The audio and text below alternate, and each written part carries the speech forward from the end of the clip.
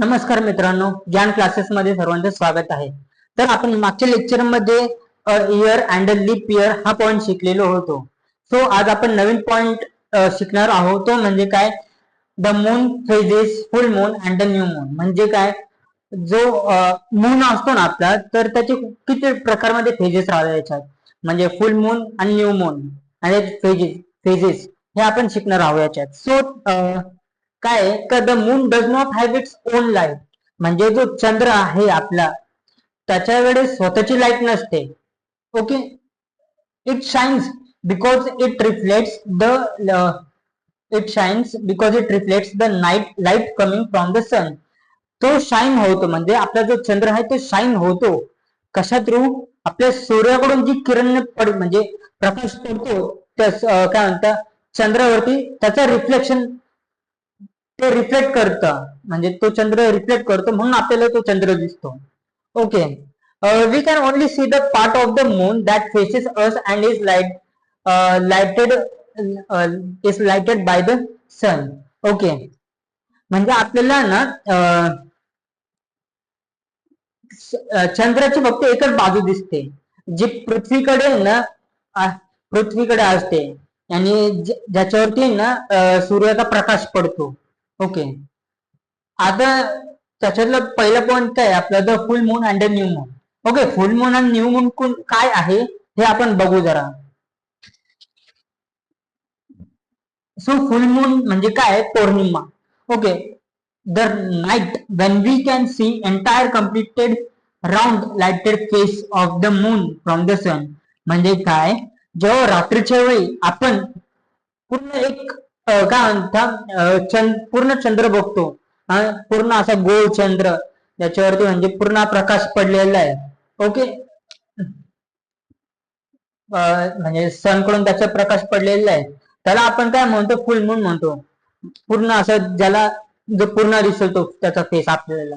Okay, new moon काय, new moon म्हणजे काय, अमावस्या. आपण त्याला मराठीत किंवा हिंदीत तुम्ही म्हणत असाल अमावस्या वगैरे. Okay, the night when the moon is directly between the earth and the sun. म्हणजे काय, रात्रीच्या वेळी किंवा म्हणजे कधी पण बघा तुम्ही काय ना, सूर्य आणि पृथ्वीच्या मध्ये अर्थ येते. हा, तर त्यावेळी काय, is directly between the earth and the sun, meaning the lighted side faces from us, making the moon completely invisible in the night sky. म्हणजे काय काय ना, त्या टायमाला जे आपल्याला जो चंद्र दिसतो, म्हणजे अर्थ आणि चंद्राच्या नाही सूर्याच्या मध्ये आपल्याला जो चंद्र येतो, तर तेव्हा ना जो चंद्र आहे तो पूर्णपैकी इनविजिबल म्हणजे लपून जातो याच्यात तो. ओके,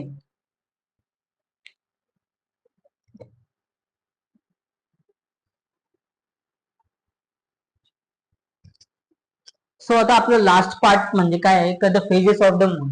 सो मूनचे फेजेस काय. Okay, the moon takes about 20 to 30 days to revolve around the sun. म्हणजे काय, एक सेकंड,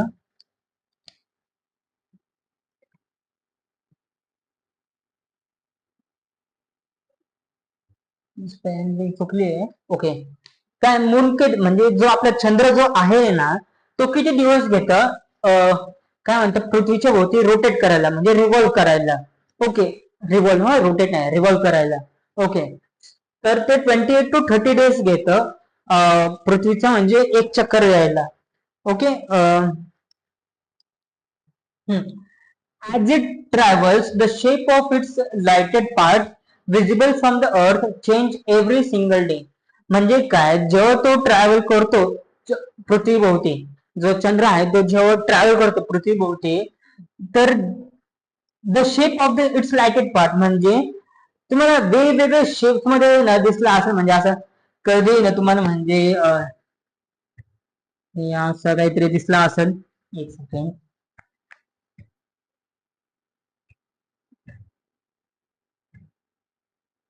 हे असा दिसला असेल किंवा नाही असा, हे असा दिसला असेल, नाही तर मग कधी कधी नाही असा, हे असा दिसला असेल तुम्हाला.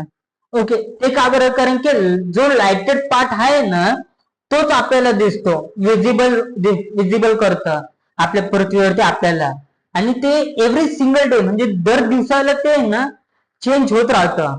म्हणजे कधी तुम्हाला हे असं दिसेल, कधी ना असं दिसेल, नाही तर कधी आहे असं दिसेल, नाही तर कधी ना पूर्ण गोल गोल दिसेल तुम्हाला. ओके.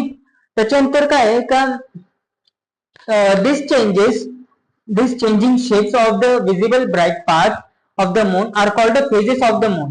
So हे जे म्हणजे काय म्हणतात चेंजिंग शेप्स आहे, म्हणजे हे जे डिफरंट टाइपचे जे शेप दिसतात तुम्हाला, हे काय म्हणजे विजिबल करते आपल्याला एक ब्राईट पार्ट मध्ये. ओके. त्याचा ब्राईट म्हणजे चंद्राचा आपल्याला ब्राईट पार्ट दिसतोय, जिथे प्रकाश पडतोय त्याचा, त्याला आपण काय म्हणतो फेजेस ऑफ द मून. म्हणजे हे जे असे डायग्राम दाखवले आता मी, म्हणजे हे कधी मून असा दिसतो, कधी असं दिसतो, कधी असा पण दिसतो, कधी असं दिसतो, तर त्याला याला काय म्हणतो आपण डिफरंट शेप्स म्हणजे फेजेस ऑफ द मून म्हणतो आपण याला एक प्रकारमध्ये. त्याच्यानंतर मग आता ना पुढचा जो टॉपिक राहणार आहे आपला तो काय आहे the lunar month and days म्हणजे तो तिथी. ओके. हा आपला शेवटचा पॉइंट आहे, तो आपण नेक्स्ट लेक्चर मध्ये कव्हर करूया. आणि हा पॉइंट पण जास्त मोठा नाही, छोटासाच आहे, होणच जाईल हा पण. ओके. तर आजसाठी एवढं ठीक आहे. आणि जर तुम्हाला लेक्चर आवडला असेल तर याला लाईक पण करा, सबस्क्राईब पण करा आपल्या चॅनलला इतर मुलांसोबत. आणि आपण आपले ऑफलाईन ब्रांच पण जे आहे झेल रोड एरियामध्ये नाशिकमध्ये. ओके. तर तिकडे तुम्ही विजिट पण करू शकता. इंस्टाग्राम चॅनल पण आहे ज्ञान क्लासेस वर नावाने, तर त्याच्यावरती पण तुम्हाला ऍड्रेस ते सगळं दिसूनच जाईल. कॉन्टॅक्ट नंबर पण आहे, तुम्ही त्याच्यावर कॉन्टॅक्ट पण करू शकता.